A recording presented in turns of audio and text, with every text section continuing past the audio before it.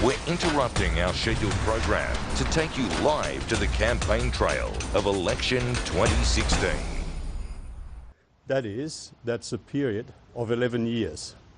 When Labor shadow ministers say that Labor would seek to pay for their spending promises with budget improvements over an 11-year period, that is code for saying that they've given up on paying for their spending promises with savings over the current 4-year budget forward estimates period.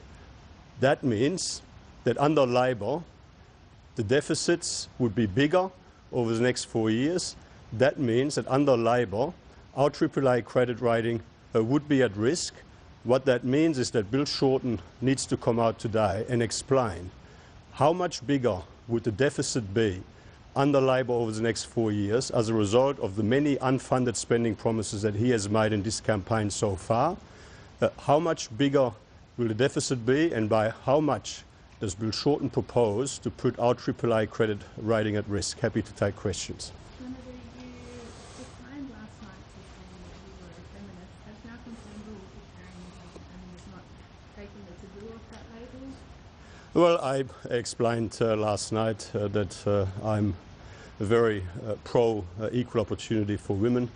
I have nothing further to add.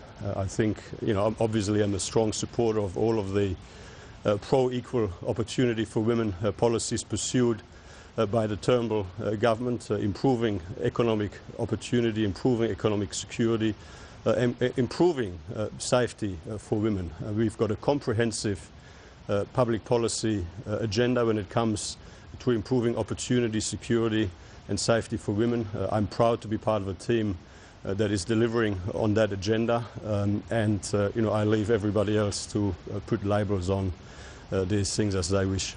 Senator, there are reports this morning that the coalition's contemplating some sort of measure that would prevent unions exercising influence or power over volunteer organisations. Presumably this has been kicked along by the CFAs now in Victoria.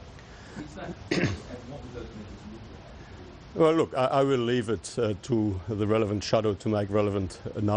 I will leave it to the relevant minister to make relevant announcements in relation to the coalition plans on these matters. What I would say is that the coalition, unlike Labor, stands shoulder to shoulder with the volunteers in the Victorian Country Fire Authority. I mean, what is happening in Victoria and what the Labor government in Victoria appears to be doing, putting the volunteers in the Country Fire Brigade over there at the mercy of the unions, when it is the volunteers that play such an important role in keeping people safe at a time of emergency, is just completely outrageous. But any relevant announcements in relation to this will be made by the relevant minister. Well, any relevant announcements will be made by the relevant minister when we're in a position to make these announcements. Yeah.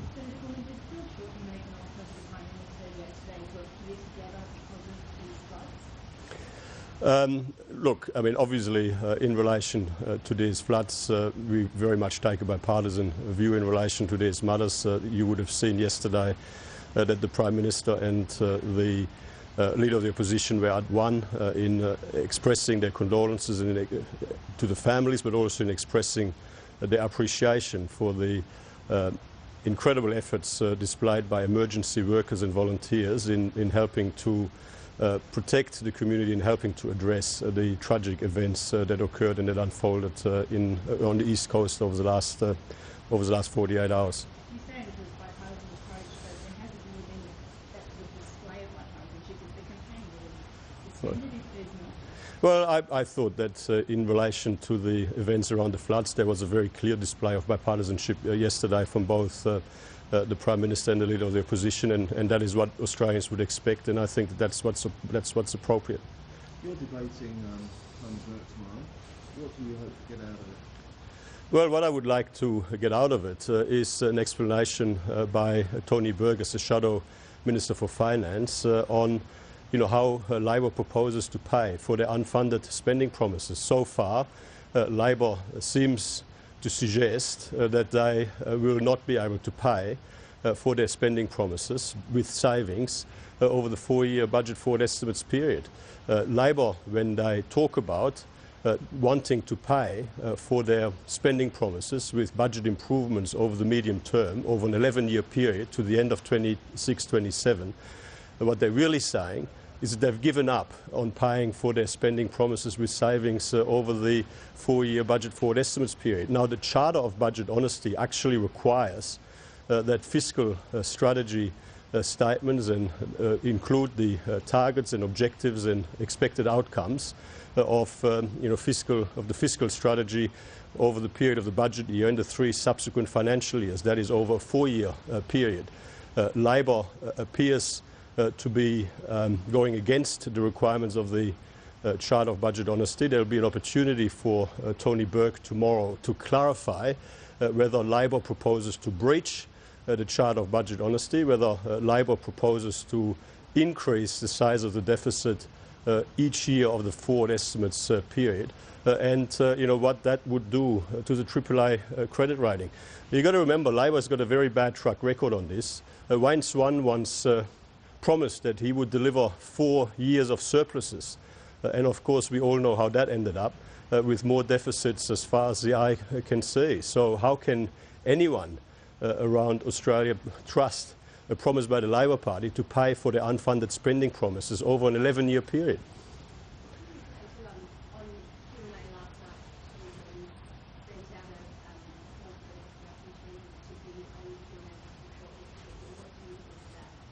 Look, we've had 2 debates in this campaign so far. I'm sure that there will be other opportunities for the Prime Minister and Mr. Shorten to debate each other. The Prime Minister is obviously, very keen to have further engagement, and he very much enjoys explaining the importance of our National Economic Plan for Jobs and Growth. He very much enjoys contrasting our National Economic Plan for Jobs and Growth with Labor's alternative, because Labor doesn't have a plan for the economy, doesn't have a plan for jobs and growth, just has a plan for higher taxes and more unfunded spending promises. Now, having said that, I mean, it'll be up to the party organisation to continue to explore how that will take place. The Prime Minister has said he's looking at a number of options. He's keen to ensure that as many Australians as possible can be engaged in whatever debates take place in the future, and let's see how that plays out. How about this Facebook-style debate that the Prime Minister hinted at yesterday? What would that look like? An online engagement? Well, I mean, that is one option. The objective that the Prime Minister wants to achieve is that as many Australians as possible have the opportunity to be engaged in the next debate. Now, currently the Prime Minister and the party organisation is looking at a number of options, and obviously there will be some decisions in the not too distant future, and when we're in a position to make relevant announcements, we'll make them. This is a self-sabotaging question from the ABC, but is there a feeling that you need to reach beyond traditional media outlets to reach generations of younger voters, say, through mediums like social media? Well, I mean, this is a very important election. It's an election where people in Australia have a clear choice between a team which has a plan to secure the successful transition in our economy to a more diversified, stronger economy, and a team which doesn't. So we are keen to ensure that whatever debate happens in the future reaches as many Australians of as broad a diversity of backgrounds as possible, and we believe that there is opportunity to do perhaps better than the traditional debate formats, and so let's see what we might be able to come up with. Do you think your message is actually getting to and energizing Australians? Our National Economic Plan for Jobs and Growth is what Australia needs right now. We continue to face global economic headwinds. We continue to face risks from lower global economic growth. And our plan is focused on giving everyone across Australia the best possible opportunity to get ahead. Our plan is focused on ensuring that we continue to create more jobs and that people have the best possible opportunities. And that is, in our judgment, what Australia needs. This is certainly not the time to take the risk of political instability, which would come with a return to the bad old days of a Labor Green independent government. Do you think we saw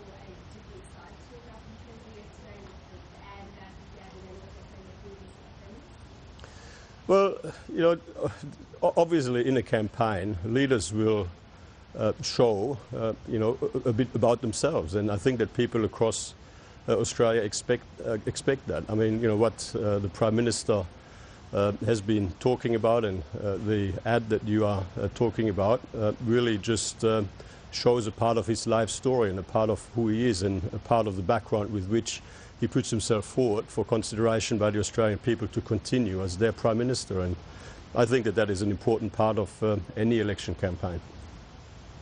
Thank you very much.